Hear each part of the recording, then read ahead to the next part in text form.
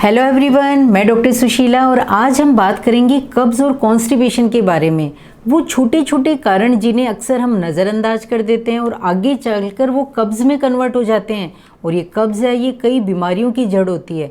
आयुर्वेद में तो हर ट्रीटमेंट करने से पहले कब्ज़ को दूर किया जाता है। और फ्रेंड्स, आज मैं बताऊंगी कि क्यों एक मेडिसिन एक जने के लिए इफ़ेक्टिव होती है और वही मेडिसिन दूसरा यदि कॉन्स्टिपेशन वाला लेता है तो उस पर बिल्कुल असर नहीं करती है। इसे दो कैटेगरीज में डिवाइड किया जाएगा और उसके अकॉर्डिंग अलग अलग मेडिसिन्स होती हैं और आप डिसाइड कर सकते हैं कि आप कौन सी कैटेगरी में हैं। यदि आपको कब्ज़ है तो मेरी आपसे रिक्वेस्ट है कि आप वीडियो को लास्ट तक ज़रूर देखिएगा ताकि आप सही तरीके से डिसाइड कर पाएँ कि आपको कौन सी मेडिसिन सेलेक्ट करनी है और आप इसका प्रॉपर और सही ट्रीटमेंट ले सकें और अपनी कब्ज़ से राहत पा सकें। तो फ्रेंड्स, अपन स्टार्ट करते हैं बिना देर के वीडियो को कि सबसे पहले ये जानते हैं कि वो छोटे छोटे कारण क्या रहते हैं। सबसे पहला कारण है कि यदि आपके मलमूत्र के वेग को आप कंटिन्यू रोकते हैं, जैसे यदि आप कॉलेज के अंदर या स्कूल में जाते हैं या आप कोई जॉब करते हैं, ट्रैवलिंग का रहता है और आपको हल्का हल्का प्रेशर बना रहता है और आप उसको रोकते रहते हैं, तो आगे चलकर वो कॉन्स्टिपेशन में कन्वर्ट हो जाता है। सेकंड नंबर पे आता है कि आप खाने को सही तरीके से नहीं खाते हैं, कम खाना खाते हैं, बहुत ज़्यादा फास्ट रखते हैं, फास्ट फूड जंक फूड लेते हैं। जैसे आपकी भूख कम लग रही है, आप उसके ऊपर नोट नहीं करते, गौर ही नहीं करते हैं और अक्सर आपके खाने की जो डाइट होती है वो बहुत कम होने लग जाती है, तो वो भी आगे चलकर कहीं ना कहीं आपके कब्ज़ में कन्वर्ट हो जाती है।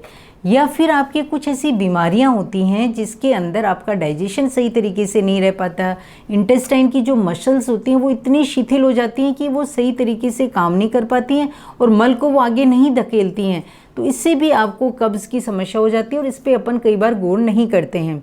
तो फ्रेंड्स, इन सब कारणों का आपको स्पेशली ध्यान रखना है और इन्हें दूर समय पे यदि आप दूर करेंगे तो कब्ज़ की समस्या से बच सकते हैं। कई बार ये देखा जाता है कि जैसे केले का आप कंटिन्यू यूज़ में ले रहे हैं तो आपको कब्ज़ हो जाती है, यानी यदि आपको 2-3 दिन तक मल त्याग नहीं होता तो उसे ही कब्ज़, कॉन्स्टिपेशन या आयुर्वेद में विबंध कहा जाता है। तो फ्रेंड्स, अब अपन इसको दो कैटेगरी में डिवाइड करते हैं।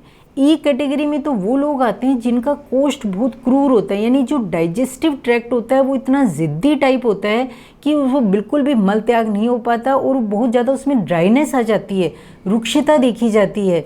तो इसके अंदर क्या होता है, दो होते हैं। एक तो होते हैं वात प्रकृति वाले जिनके शरीर में ही ड्राइनेस बहुत ज़्यादा रहती है और वो जब स्टूल भी आती है तो बहुत ज़्यादा हार्ड स्टूल आती है, तो उस ड्राइनेस को दूर करने के लिए स्नेहन स्वेदन प्रक्रिया रहती है, यानी कि उसके अंदर एक इनर लाइनिंग बनाई जाती है जिससे स्मूथनेस आ जाए और आपका मल है वो आसानी से त्याग हो सके। तो फ्रेंड, यदि आप वात प्रकृति के हैं, यानी कि आपके शरीर में ड्राइनेस है, दुबले पतले हैं, बहुत ज़्यादा गुस्सा ज़्यादा आता है जिन्हें, और उनकी पेन की भी समस्या बनी रहती है, तो उन्हें एरंड का तेल सबसे ज़्यादा उनके अंदर यूज़फुल रहता है।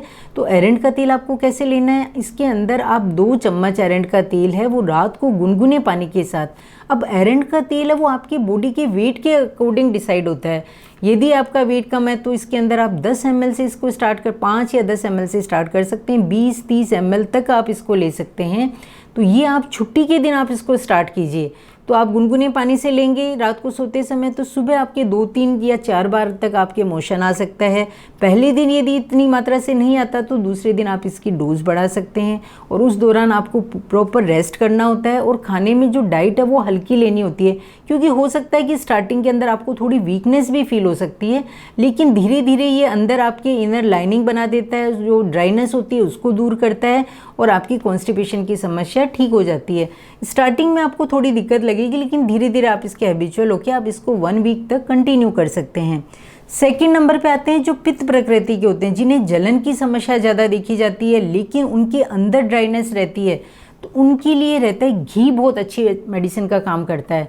तो घी को आपको दूध के साथ लेना होता है, 1-2 चम्मच आप दूध के अंदर मिला के आप इस घी को रात को सोते समय लीजिए, तो इससे आपकी सुबह 2-3 बार मोशन लगेंगे और आपकी जो ड्राइनेस होती है अंदर की वो भी दूर हो जाती है। ये तो होती है फर्स्ट कैटेगरी।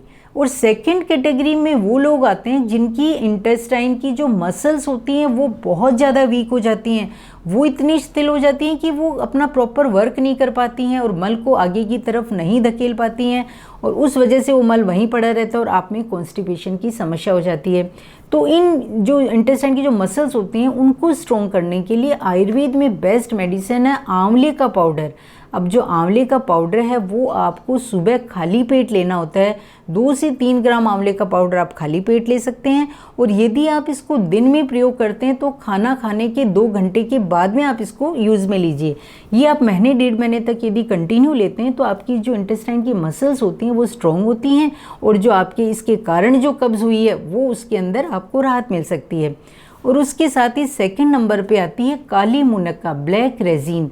ये 4-5 काली मुनक्का आप पानी में भिगो के सुबह आप इसके बीज निकाल के इसको प्रयोग कर सकते हैं, पानी को पी सकते हैं। और यदि ठंडी का मौसम ज़्यादा रहता है तो आप इसको दूध में उबाल के भी प्रयोग कर सकते हैं। और मुनक्का के साथ आप आधे अंजीर का भी यूज़ में लेंगे और इसको यदि आप कंटिन्यू अपने रूटीन लाइफ में लेते हैं तो आपके इंटेस्टाइन की मसल्स स्ट्रॉन्ग होती हैं। तो फ्रेंड्स, आज के वीडियो में आप जान पाए हैं कि आप कौन सी कैटेगरी में फिट होते हैं, उसी के अकॉर्डिंग आप अपना प्रॉपर ट्रीटमेंट कीजिए और कॉन्स्टिपेशन से राहत पाइए। अब फ्रेंड्स, ये कॉन्स्टिपेशन कई बीमारियों की जड़ है, इसे दूर करना बहुत ज़रूरी है। तो यदि आपको ये वीडियो अच्छा लगता है तो आप अपने दोस्तों को शेयर कीजिए, क्योंकि मैक्सिमम लोगों के अंदर ये कॉन्स्टिपेशन की समस्या देखी जाती है, या जो इसकी मैंने स्टार्टिंग में जो छोटे छोटे कारण बताए हैं उनसे भी आप बच के इसको दूर कर सकते हैं। चैनल को यदि आपने सब्सक्राइब नहीं किया, सब्सक्राइब जरूर कीजिएगा। मिलते हैं नई जानकारी और नई वीडियो के साथ, तब तक के लिए बहुत बहुत धन्यवाद।